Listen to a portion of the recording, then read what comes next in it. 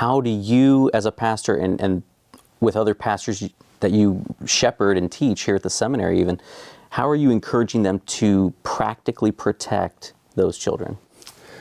Well, let me step one step back from there and say this. You want to build a church today? You want to fill up a church? Protect the children. Parents are frightened. They're terrified. They're fearful. They don't know what to do. I've never seen anything in all the years that I've been in ministry, over half a century here at Grace, like the fear factor in the minds and hearts of parents today over what awaits their children. So if you can build an effective ministry for children, you're going to be the place where everybody wants to be. You know, and you look at some of the mega churches. What do you see when you see a mega church? You will never see a child in a mega church. You can see the camera pan the audience. You're not going to see a child there. They're interested in reaching a sort of a cultural zone, a kind of a demographic that's very highly defined. And for the most part, we know what that is. It's not older people. It's not younger people.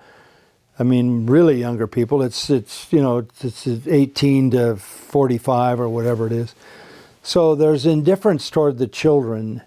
Many churches and some denominations don't even provide Sunday school for children.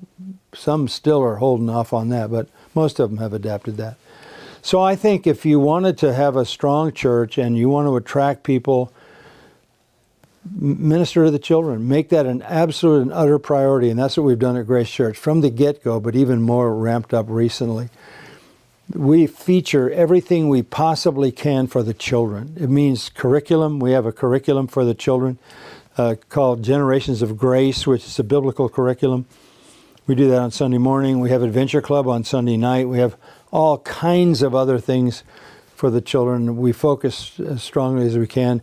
We now have 5 different Christian education options here, 2 homeschool groups, 2 hybrid part-time homeschool, part-time class schools, and a full-fledged, full school K through 12. So we have 5 operating Christian school options. I learned about this Legacy Academy. Mm-hmm. Is that right? You acquired this so that you can help families even further in the homeschool.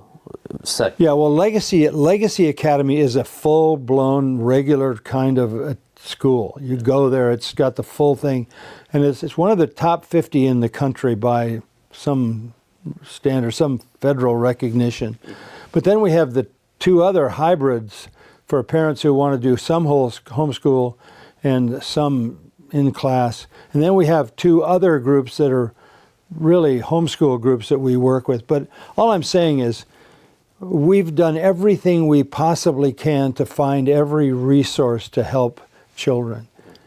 And when I think about the pandemic or the lockdown, it started out and we were realizing that this was hurting children because they weren't in school.